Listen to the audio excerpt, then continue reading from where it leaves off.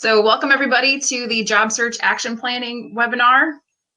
I'm joined today by John Esson, and we have quite a good amount of guests who have registered. So the replay will be available afterwards. Just a little bit of housekeeping before we get started. I'm going to do introductions, tell you what is an action plan, and then I'm going to walk you through the 3 keys that I think for an effective job search. And I'll pass it over to John when I get to the setting yourself apart section.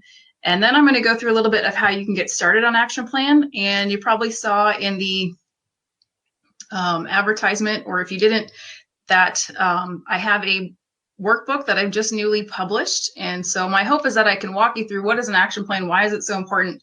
And then if you are interested for being on this webinar, I'm going to offer you half off of that so that you can use it to get started. Typically, you can go online and look up action plans and get a template, but they don't typically help you figure out what to put on it. So the workbook is to help you get to that point. So other housekeeping things, if you could try to keep your questions to the Q&A section that you see at the top of your screen, rather than the chat. The chat stuff will get lost up in the queue, but if you put it in Q&A, it'll stay there till the end so that we can make sure we answer your questions. And I'm going to go through a couple of slides with some general information, and then I'll hand it over to John. And then we're going to hopefully have at least 10 or 15 minutes at the end to go over your questions. If I don't get to your questions, feel free to send an email to myself or John, or we totally encourage everybody to connect with us on LinkedIn. We want to hear how you're doing, and if you have any questions, you can always reach us there very easily. John, did I miss anything before we get started? No, that sounds good. Ready to roll here. Did you find what most people, what kind of career areas you're looking for? Not just yet. I actually don't have that even in a poll, so we can pop that in there at some point. Maybe when you're speaking, I'll ask that question. Okay, so let's get rolling here because we have a lot of material to cover.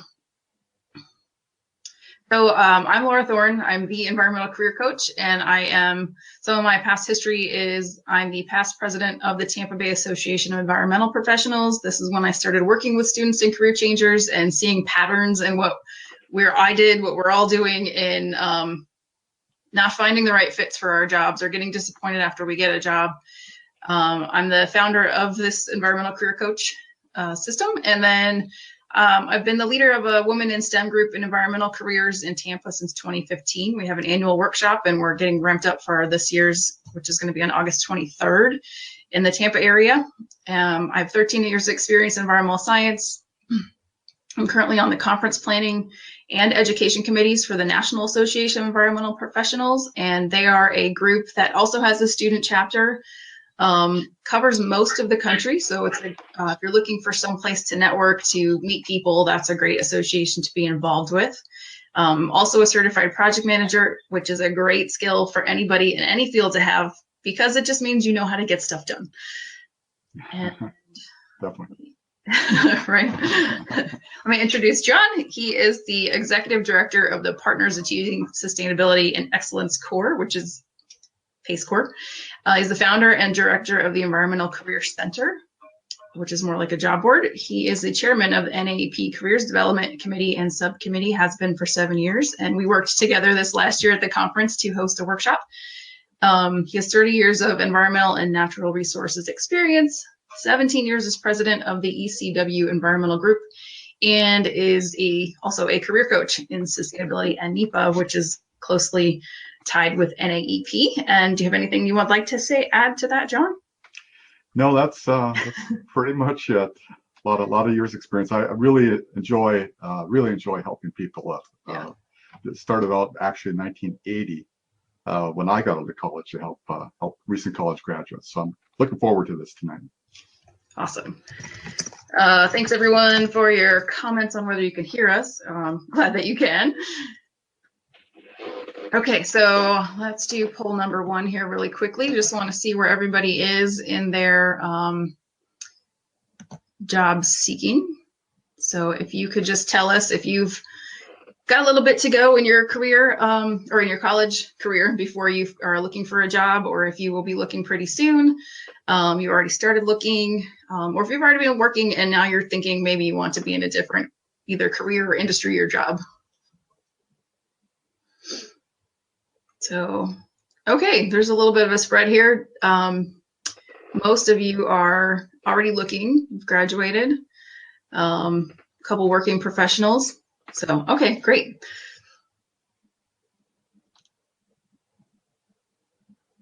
So let me talk about what is an action plan and why it's so important. So basically, it's a tool for building a strategy. So if you're just applying for jobs without a strategy, then you're basically throwing darts at the wall with your eyes closed.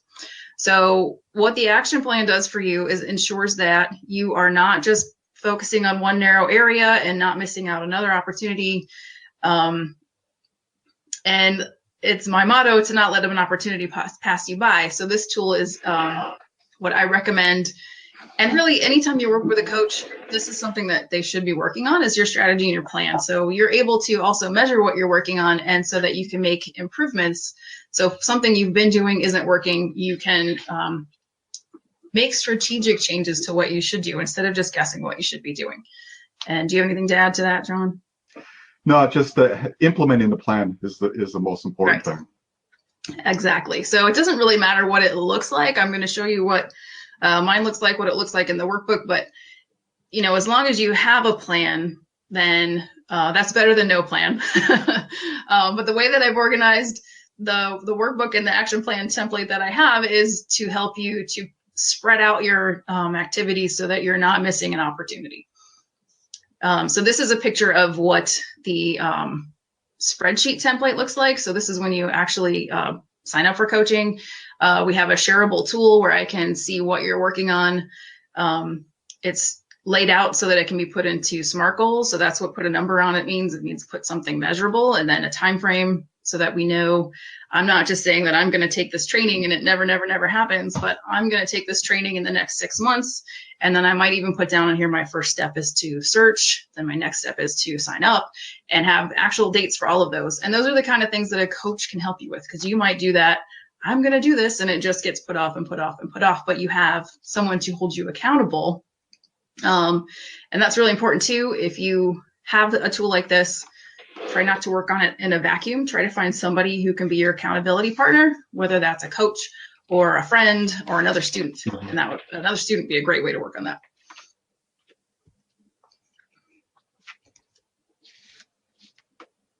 As you saw back there on, let me pop right back real quick. I have these 3 sections on here: applying, networking, and learning, highlighted in blue.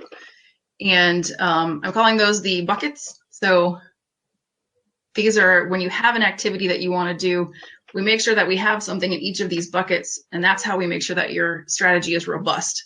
So we're not just focusing on learning, but we never apply for anything, which will get us to learn a lot of things, but it's not going to help us get interviews. I'm not focusing on applying and learning and never doing any networking. Networking is the fast track. It's the way to speed up what you're doing.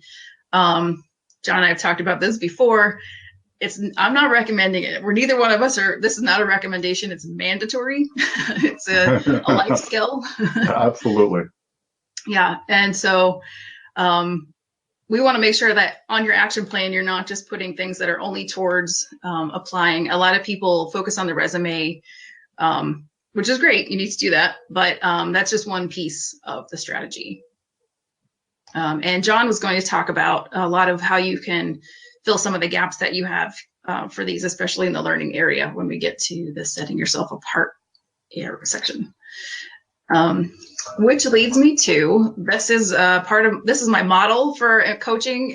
What I use, it's the Environmental Career Coach's 3 keys to landing the job you love or effective job search.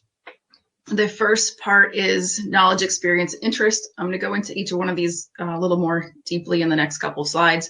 2, navigating the industry and setting yourself apart. So if you cover all of these things in your search, then you will ensure that you have done everything you can to find the right career for you. And with the end goal of not being in that position where you haven't found a right fit job, or you found a job and found out afterwards it's not the right fit job. Both cases lead to disappointment and a lot of backpedaling and going back. We don't want you to go back into the job search.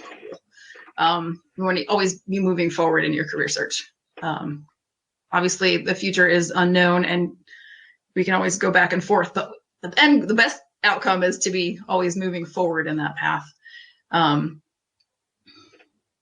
Another note for this is that no two persons have the same thing. I might totally know what I want to do and have all the experience I need, but I still need to work on maybe finding out what opportunities are available to me.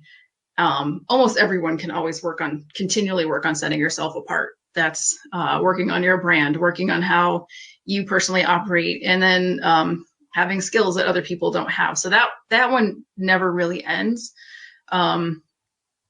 And then, so when you go to put activities on your action plan, and we talk about putting them into the different buckets, you want to still have everything under those 3 buckets, but you might be more heavily having tactics under the setting yourself apart or gaining experience or interest. Does that make sense, John? I think your microphone is off somehow. Go ahead. Okay.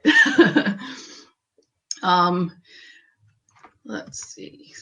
Okay, so poll number 2 is about those 3 keys. I know I'm going to explain them in a little bit more depth in just a second, but I wanted to have right off the bat what you guys thought about them and how they feel to you. So without having a little bit more information about them, which of these is most challenging for you? Finding your passion, which is the knowledge, experience, and interest piece. Navigating the industry, which means knowing what options are available to you. In universities and colleges, a lot of the career coaches or career counselors are very generalized, and so they aren't there to be able to help you understand what your options are going to be.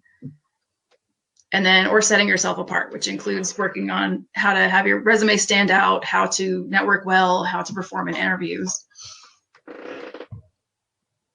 Okay, so a lot of you are challenged with exploring the industry, so that's interesting. I agree. I'm surprised. Yeah.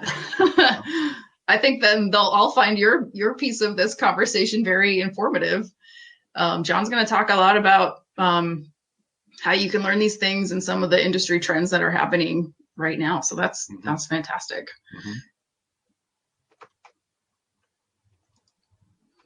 Okay, so that first key in the model is the knowledge, experience, and interest, which I have said is how you find your passion. And it takes trial and error. A lot of people know what that is much sooner than other people.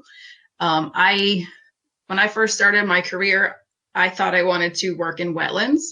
That sounds cool. I love wetlands. But what I didn't know was that means a lot of heavy regulation, permitting, a lot of slowing down development that happens to wetlands. And fortunately, I didn't ever get a job in wetlands, which I thought at first was a failure, but it turns out that was the best thing for me. And part of that was I didn't have the information that I needed to understand that. So that's another benefit of talking to a mentor or coach, is getting the expectation understood about what's entailed in the job. Even if you were offered a job, you probably should go and watch some videos, see what you can see, learn what you can learn, talk to somebody who's already doing the job, and see if it's one that you are really have that interest piece for. There are ways to gain the knowledge for it and experience, and you will gain the experience over time. But to really find it's your passion, sometimes you've got to do the trial and error. And it's better to do that in interning and volunteering than to do it on someone else's time clock. You're not going to be their best employee, and you're not going to be happy if it's the wrong fit.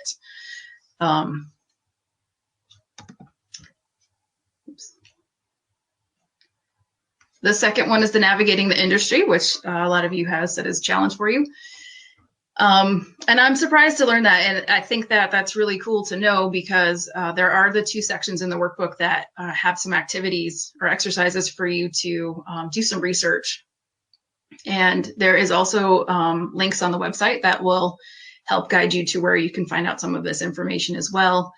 But really navigating the industry just means knowing what options are available to you, especially in relation to the career, the degree that you've been studying, and then where can you find them. This is a part that I don't think that was clear to me, and it's probably still not clear to a lot of people, is that there are environmental jobs everywhere. You don't have to work for the government. You don't have to work for the National Wildlife Association or a nonprofit. Those are obviously there, but I think those are more known. But you can work in construction and development and mining. Almost every large company has got an environmental component, especially manufacturers.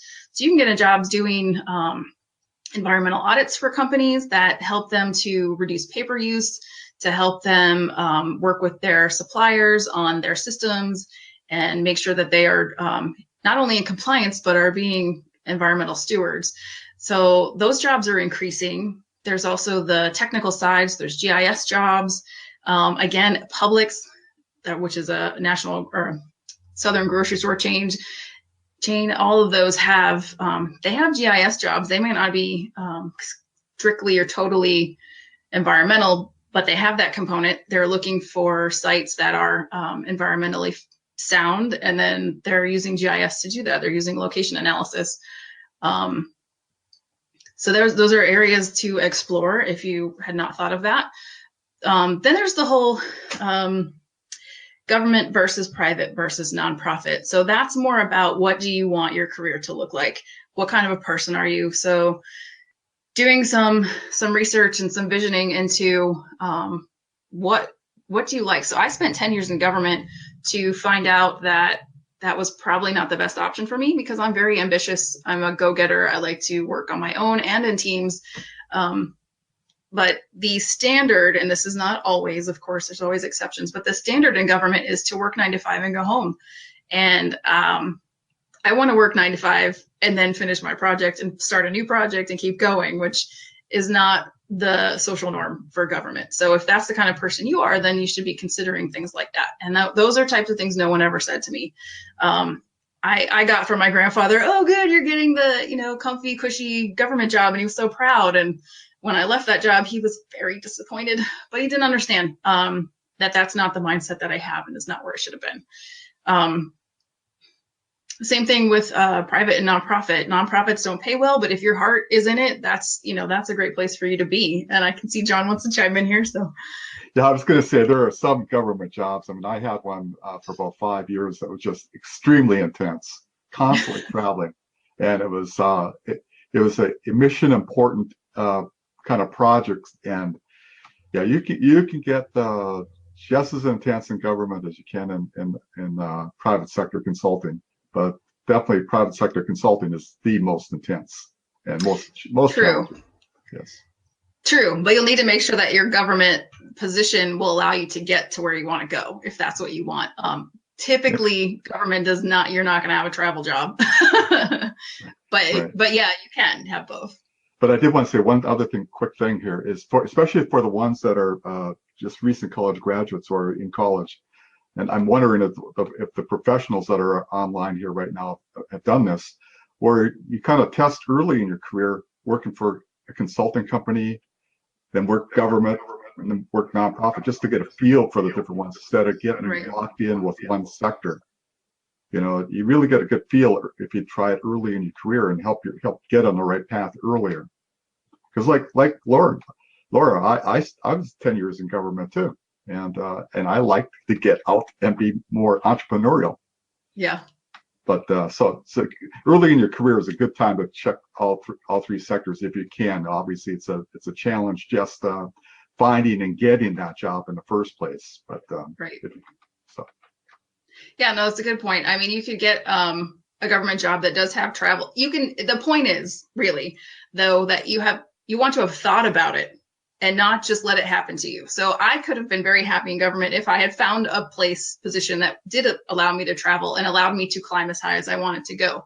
But I wasn't, and I didn't realize until I hit that wall or ceiling that it was the wrong place. So the point is just to be thinking long-term for yourself if you really have interest in getting to a specific point in your career. instead of just landing the job you get. You just stay there until, until the pain happens and you're like, oh my God, what am I going to do? Okay, so the third one, I'm just going to do this slide really quick and then hand it over to John. Setting yourself apart. So this is really important. This is, you can, like I said, you can be understanding the industry and have all the passion in the world for it, but if you don't stand out, you're not getting picked. So we need to find ways for you to be memorable, to make sure that your resume hits the top of the stack. One way to do that is to be a go-to person. It doesn't mean you need to be a doormat, but you can volunteer for things, be helpful when you can. And I learned this one suggestion from Darren Hardy, who is an online mentor. And his thing is to tip everyone. And that doesn't mean with money, but it means that if you know you have a meeting with someone coming up, you learn something about them, bring them a tidbit of information or a gift or no, I'm not talking about like huge nothing that's going to get your government employees in trouble for not accepting gifts or bribes. But, if you know of an event coming up that they might be interested in or have some connection that would be helpful to them. It's about, tipping people with information and helpful ideas. I actually did this. I had a meeting with a client last week. Actually, she's going to hopefully be a partner on a project, but I had this little trinket that said thank you, and I thought this is so corny, and I wanted to give it to her, but I was trying to keep this tip everyone in mind, and proactive gratitude I've been trying to do, and so I said, all right, I'll bring it with me, and if it never comes up appropriate time, I won't give it to her. And then she said something corny to me, like, oh, I'm so glad we're working together, or something silly, and so I was like, I have this for you, it's whatever. And she was thrilled. She had 3 other charms in her purse. And it was absolutely perfect. She loved it. She posted on Instagram. So anyway, that kind of thing, like it might feel weird, silly, but it can pay off. So all right, John, you are up. So I'm gonna hang on one second. This button is in front of the thing. Okay, sorry. I'm afraid I'm turning the recording off. No problem. While you're doing that, I just want to thank everybody who's joined us, and I want to thank you, Laura, the environmental career coach, for putting this on. This is enjoyable, and like you said, some of you probably try to work through your college placement office, and there are some great environmental career coaches out there at different colleges, but more chances than not, they are pretty generalized, and hopefully you graduated from one that had a really good career counseling group there. Okay, so I want to talk about setting yourself apart. I guess before I mention this, I'll just tell you a little bit about my background. One thing Laura mentioned was networking, and we started the first environmental niche job board on the web in 1995. It's become environmentalcareer.com. It was called something else at the time. But I've always said, and I'm going to say it now, networking is the #1 way for you to find a job and get into a position. Absolutely, it has always been the #1 way. So networking is #1. Just remember that. Again, we operate environmentalcareer.com and really enjoy helping people through there, but networking is #1.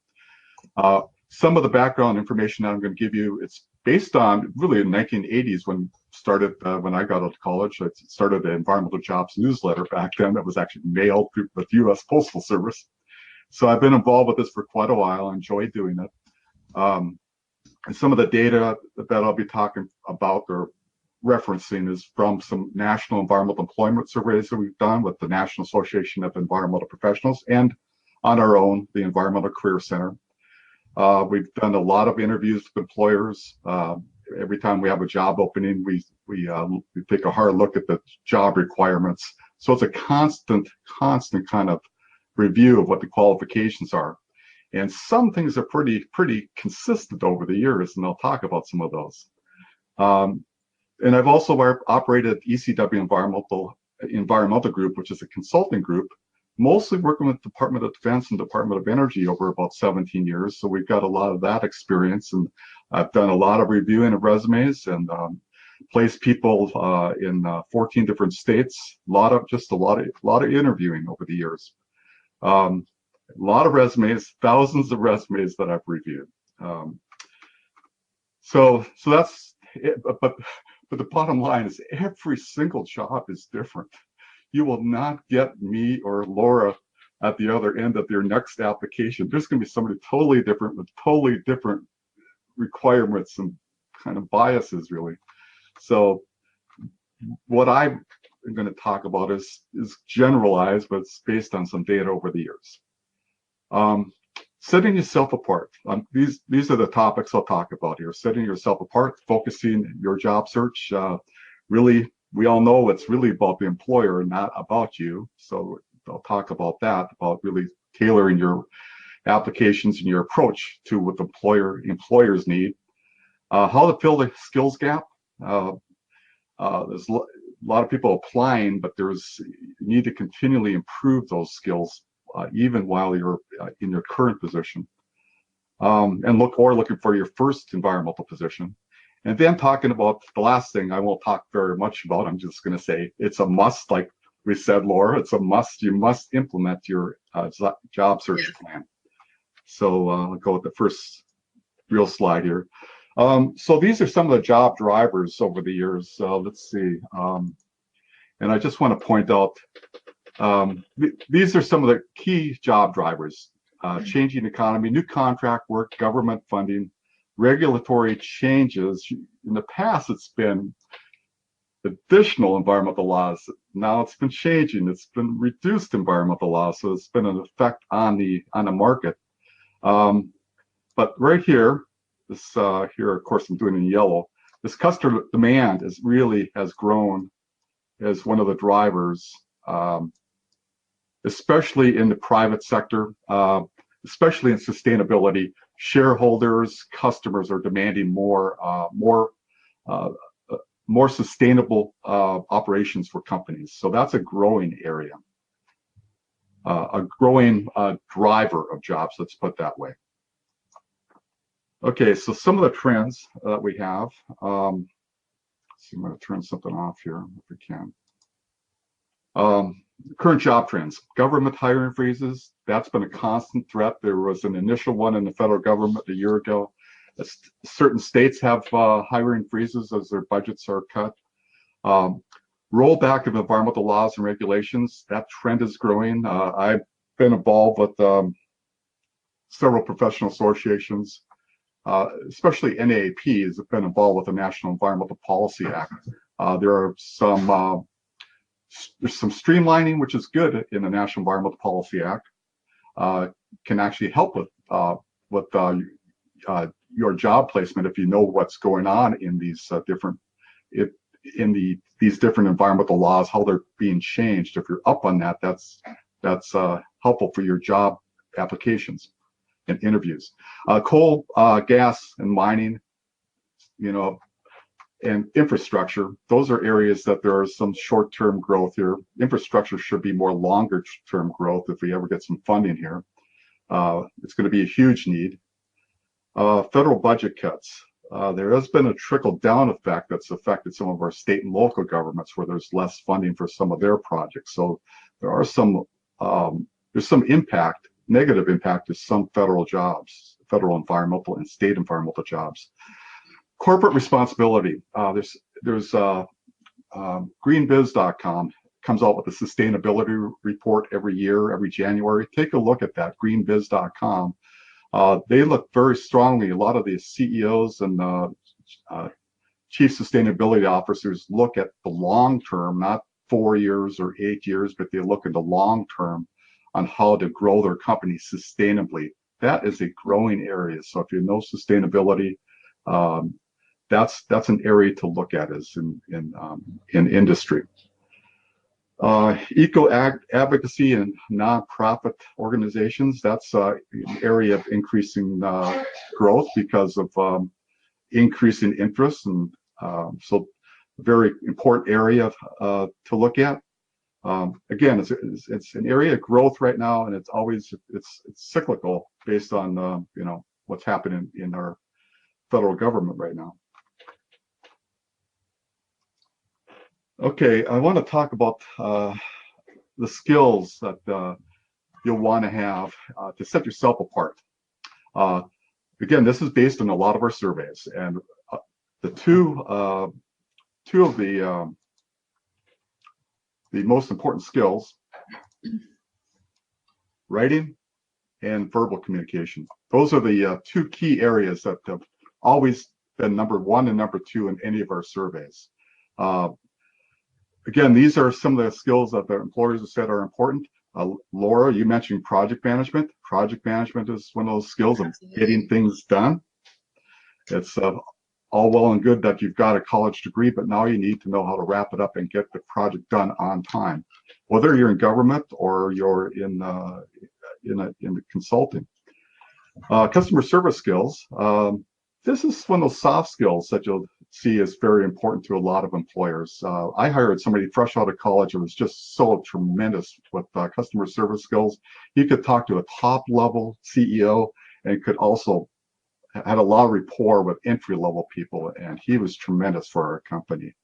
So customer service skills, if you're working as a bartender or, don't dismiss those kinds of skills. Pull those kinds of skills up on your resume. Customer service skills are very critical. GIS is an important skill.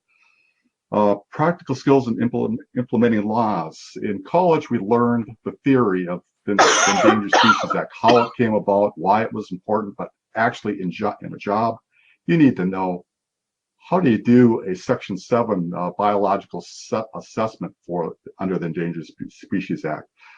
Under the wetlands, under Section 404 of the Clean Water Act, how do you determine if it's a wetland, first of all, and then once you determine, how do you obtain a permit and what's the application process? These are the types of things you need to know if you want to work for the government or consulting, and sometimes industry. Anyway, you can see some of the other skills. It's very important to look at the job description that you're looking at and pull those skills that you have out on your resume, highlight them on your resume, move them to the top of the list on your resume. Let's see, I think I skipped one here. Okay, to set yourself apart again, this little bubble there on the right there is just a bunch of acronyms for different environmental laws.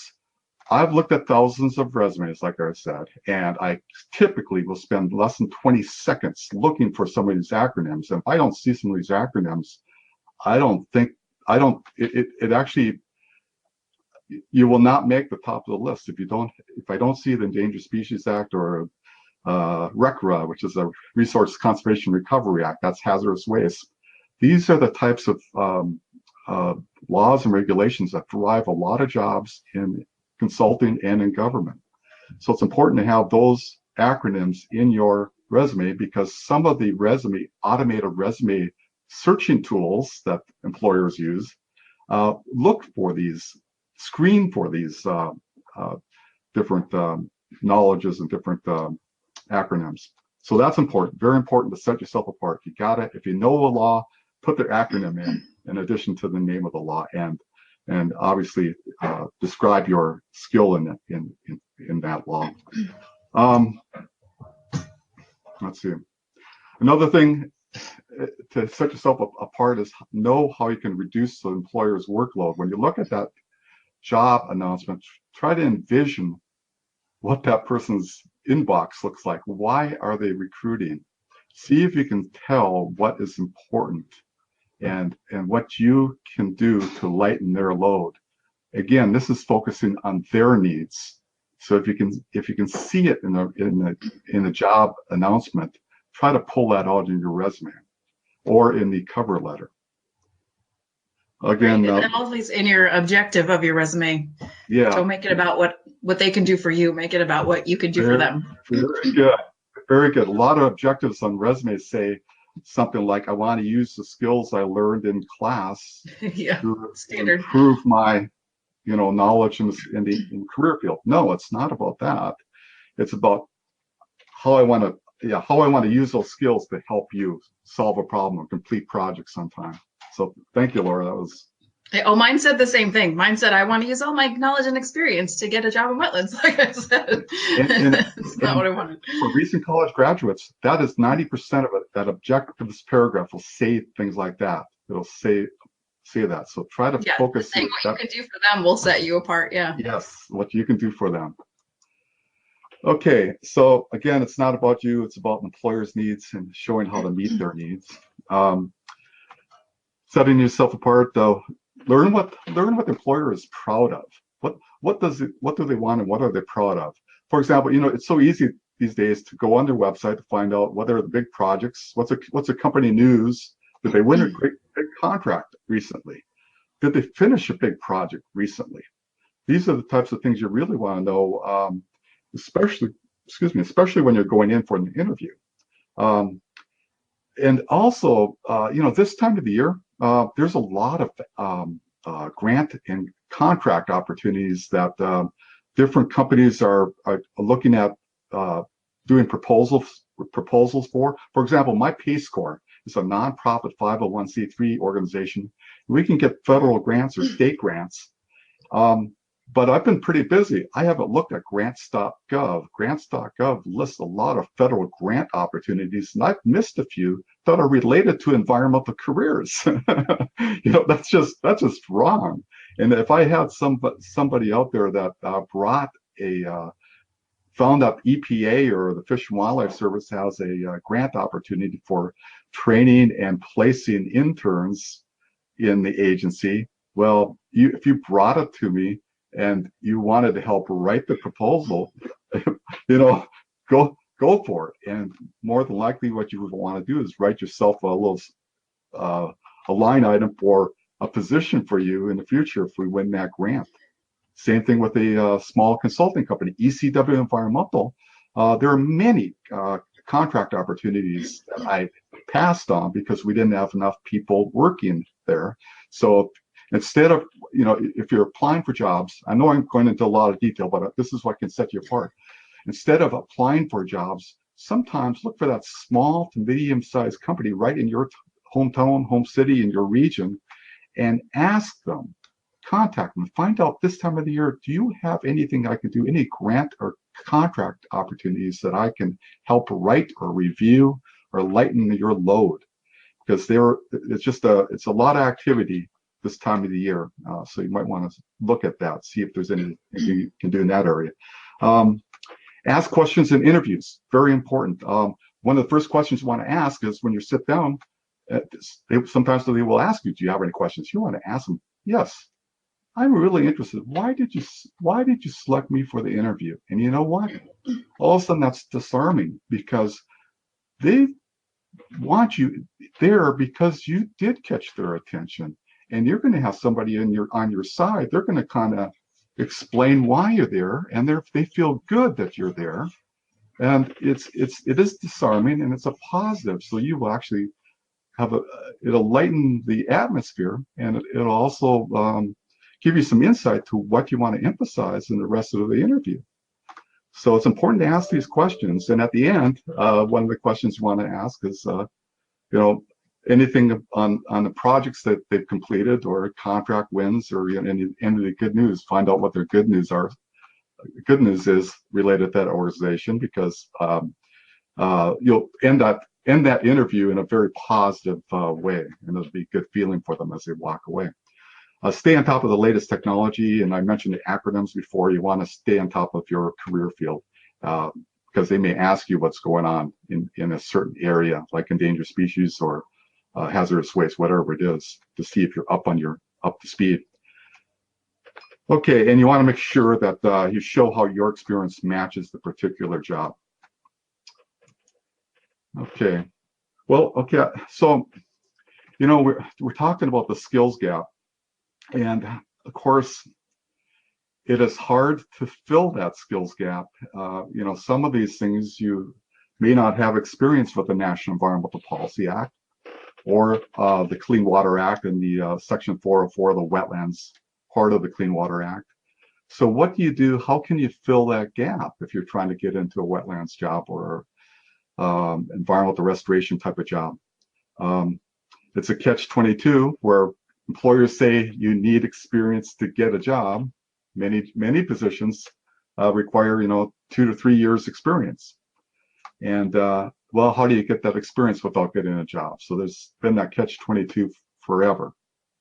And one of the things that well, so I guess I have another slide here. When you're applying to these jobs, don't wait for the employers, because it takes a while for them to go through applications. Try to continuously improve your knowledge and skills and abilities. Try to keep up with professional associations. Join professional associations.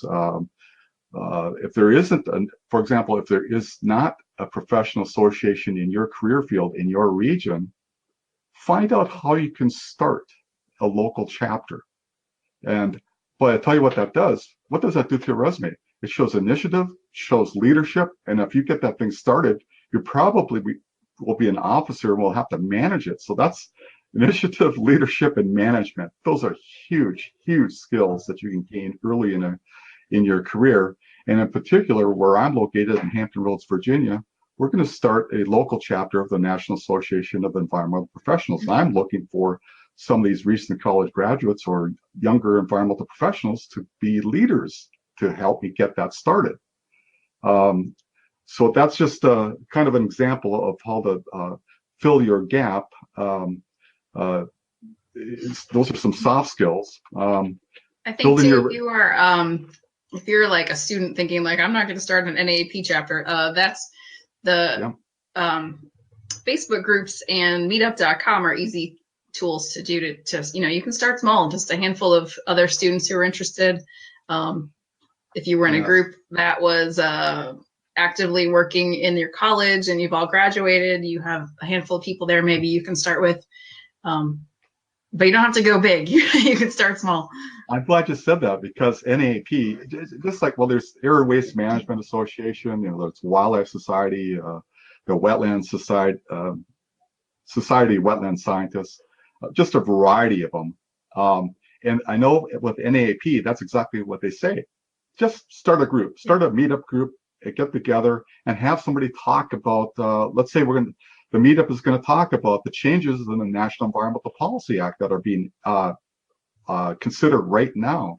And so that could be an example. Stormwater was a hot issue. There are so many hot issues right in your whatever is hot in your region. Try to find out what it is and get that local group started. I just started a list on my website for certifications and memberships that have students, and Aubrey Gann put it together. You know her. She's the president of the student chapter of NAP. And so she was like a freaking rock star at the conference. She got mentioned like 100 times. I bet she could have gotten interviews and jobs all kinds of places just for holding that role and being responsible with it. Yeah. Well, there was somebody at ECW Environmental that was on my staff that started. She was interested in sustainable design and green buildings. And she started a lunch and learn at the local library. And she just got... Oh, that's a great idea too. She just emailed people and people showed up, and some people were professionals, some were not. They were just interested in green buildings, and what that led to the Hampton Roads Green Building Council. She left, and but it did get started. And so anyway, those are ways to fill a gap while you're making those applications. You can be doing so many other things to build your career. And again, that's networking. And I'll tell you what, it's so cool to see the Hampton Roads Green Building Council chapter.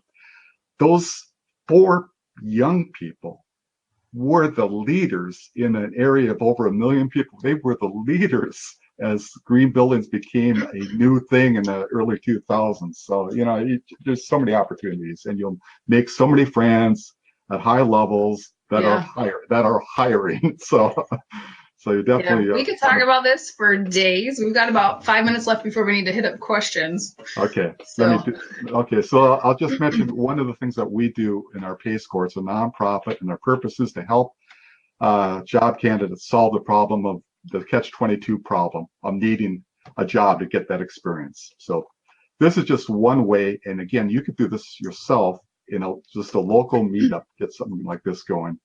And again, just to input here that PACE Corps, something like this, is when you identify that gap in your skills and you put it on your action plan, this is one of those actions you can take.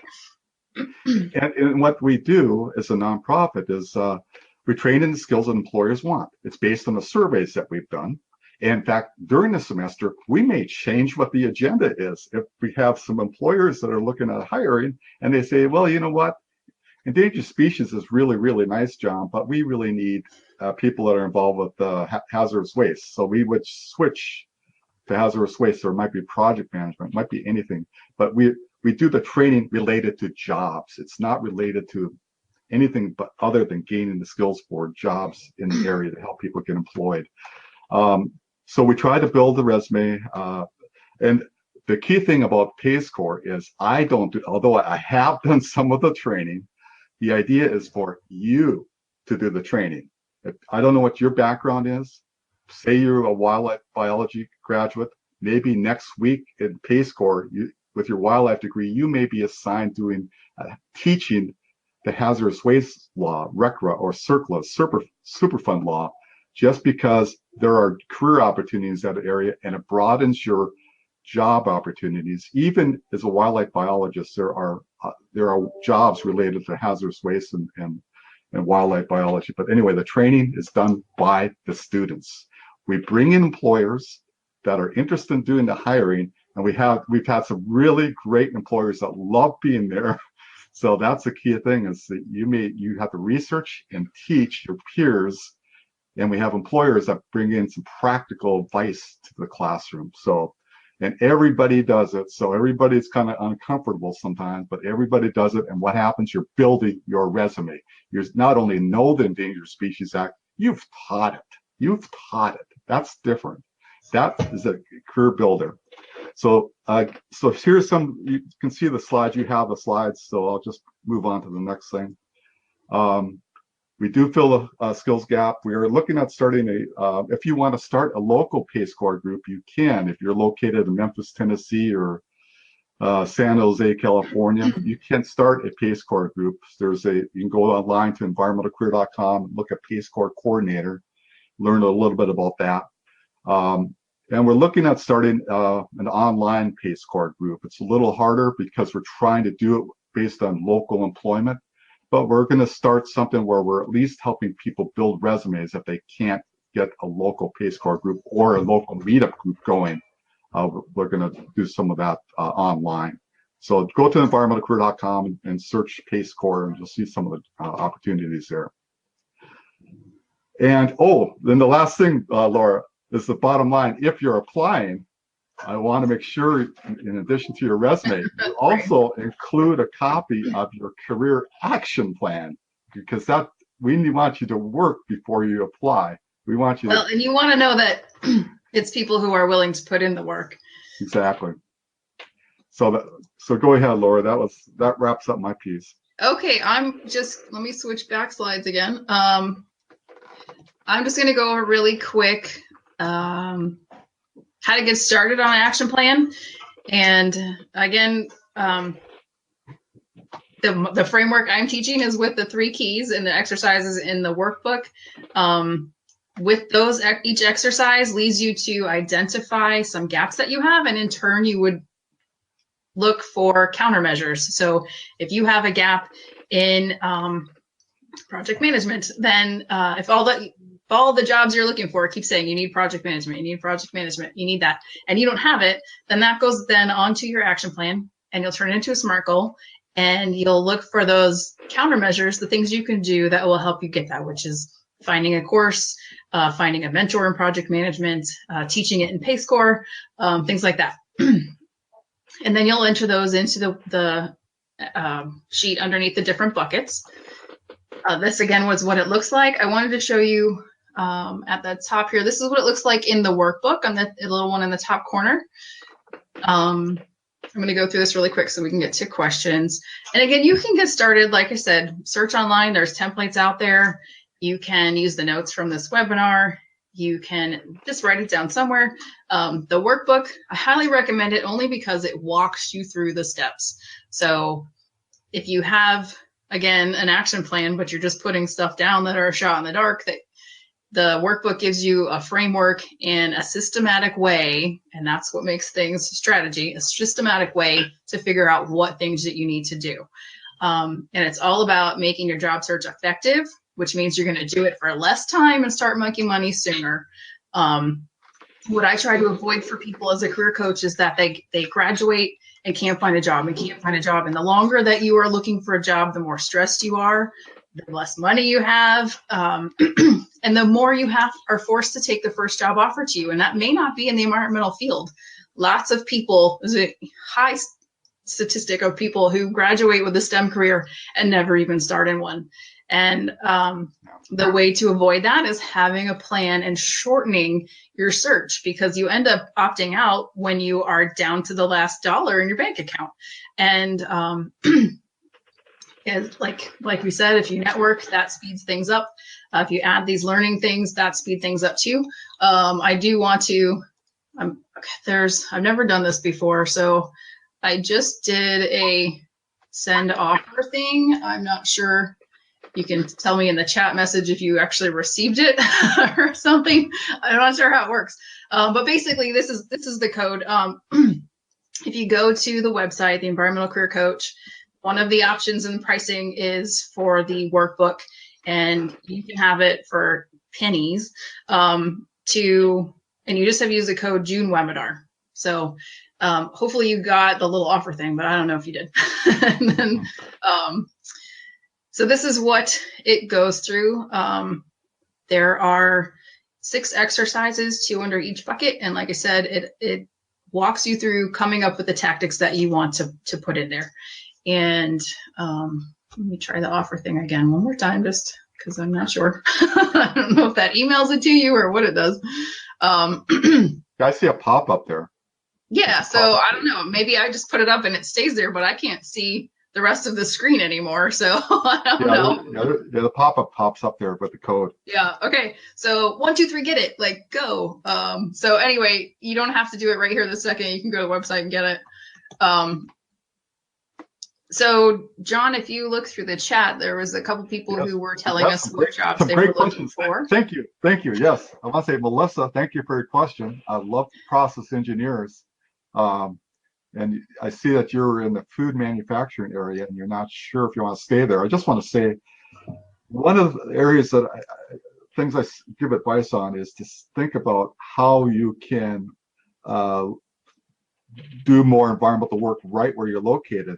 And process engineers in the food manufacturing, there's a lot of sustainability going on. There's a lot of environmental health and safety going on, and so there's that is an area where you just might want to.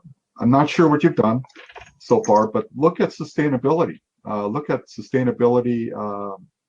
Boy, I wish I could remember the name of the organization. I think it's issi.org, International something Sustainability. There's a professional association. Oh, yeah. I think that's it. I just looked up the other day too. There's that's one of them. ASQ is another quality. It's not so much a standard, but they have an environmental standard. But that's a good area. Process engineering is a good field. Another area to know about, Melissa, is environmental management systems. Your company probably uses an environmental management system, 9001 or 14001. Right, that's the ASQ. Yes. American Standards of Quality or whatever. They have the ISO 1400. Yes. And so that learning that and knowing that helps you make a transition if you're in the food industry. It helps you learning that the ISO 14001 or 14000 helps you transition right within this industry and can help you transition out of the industry into a very cool area. If you're a process engineer, it's all about process and looking at different pieces and how it fits together and how it's more efficient. So you may have a very bright future if you take what you're good at already and apply it. And yep. Joseph as well, he mentioned consulting, and so the EMS and the ISO 1400 are quality standards where businesses would actually have you be an auditor. That's a great way to have an avenue as a consultant. Same with LEED. You've probably heard of LEED, but LEED, the ISO, and then the standard that you said, ISSI, they have one as well. Mm-hmm. We have quite a few questions in the Q&A box though, so let me get to those. So John, Bonnie is asking, I've heard that objectives on resumes are no longer necessary or not even recommended. What's your take on this? How would you answer that? You know, if you're going to have an objective in there, make sure it really hits the points, right? Hits the particular points for that job. You know, like we said before, say how you can help them and how you have great skills, very specific skills that can help them. That if you're going to have the objective in there, and maybe even have some acronyms right up front there. That's what catches my attention and the attention of many people that screen through resumes very quickly. If they see acronyms on some very important environmental laws or some key skills that you have that they need, like project management, you know, ISO 14001, whatever, I would have it up front. You want to have the most important thing up front. So. Yeah, as far as the objective goes, I've heard that as well, but functionally, I don't see that that's the case. For higher level management, I wouldn't, for myself, for looking for executive level positions, I wouldn't put an objective, but I would put the position I was looking for. You can also put a summary, but that's not a whole lot different than an objective. And if you don't have a lot of experience, your summary is going to be weak. So I would say if you had the two options to put a summary versus an objective, if you have quality information, like John was just saying, to put in the summary, you can make it a summary. But if you don't, then go ahead and use the objective. It's not like someone's going to look at it and say, oh my God, he's got an objective. I think most people are still doing that. So I hope that helps. Then go ahead. No, I was just going to say, Melissa just chatted in there. Nope. I just want to say, we want to hear back from you, Melissa, because I have a feeling you're going to do really well if you have Six Sigma and Lean training and that, what you put in the chat box. I think you're going to be very successful. Really interested to hear where you go from here. I just want to say, Taylor also had a comment on marketing, has a biology degree, and is interested in communications or environmental marketing.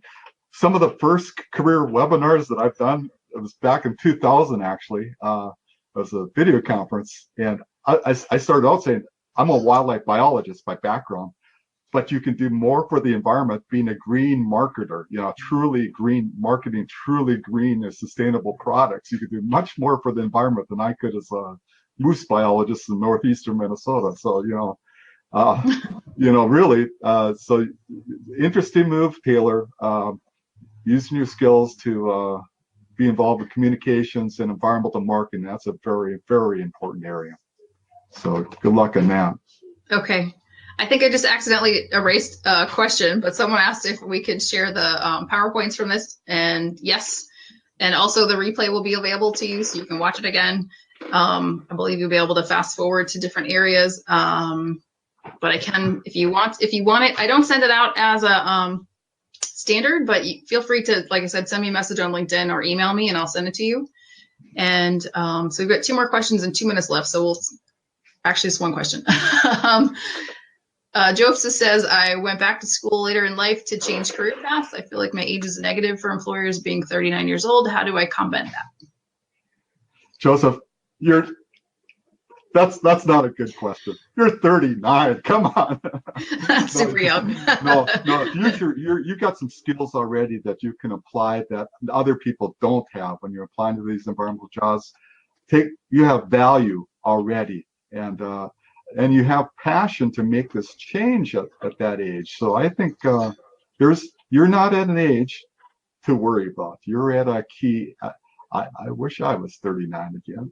No, but here's the thing, right? So it's all about mind chatter and attitude and perception. So if I'm 41, people think I'm 26 on average. So I have an opposite problem. How can she possibly know anything? She just graduated. No, I've been working for 26 years. So I have an opposite problem, and I have people tell me the same. I hate that when I tell people that that's a challenge for me, and they go, "Oh my God, no, it's not." Yes, it is. Okay, so I understand. But what the action plan or the workbook and the action plan is here to do for you is for you to identify that as a challenge for you, and then to come up with the counter. How can you counter that? So John or I may not be able to tell you specifically, but you could do some research. Google, I feel like my age is negative. How do I change it? See what you find doing some research. One of the exercises in the workbook is a SWOT analysis, which is a personal strengths, weaknesses, opportunities, and threats. And that would be one of the things that you would put underneath probably a weakness. And then you would look for how can you counter that. So there's probably a bunch of ways to do that. If you want to chat online about some ideas, feel free to do that on LinkedIn. But we are at 7 o'clock. So I like to keep things on time. I'm a 4-year Toastmaster veteran, and that's what we do. And I highly recommend that as something to put on your action plan as well. So I want to thank everybody for coming. Thank you, John, for joining us and always providing really good information. Hit us up on LinkedIn. I'm going to pop up the offer for the workbook again one more time. And wish all of you the best. Like I said, if we didn't answer your question, please feel free to email or connect with us on LinkedIn. So I'm going to log us out now, and I hope you all have learned a lot here. Thank you, Laura. Bye. Thanks, John. Thanks, everybody.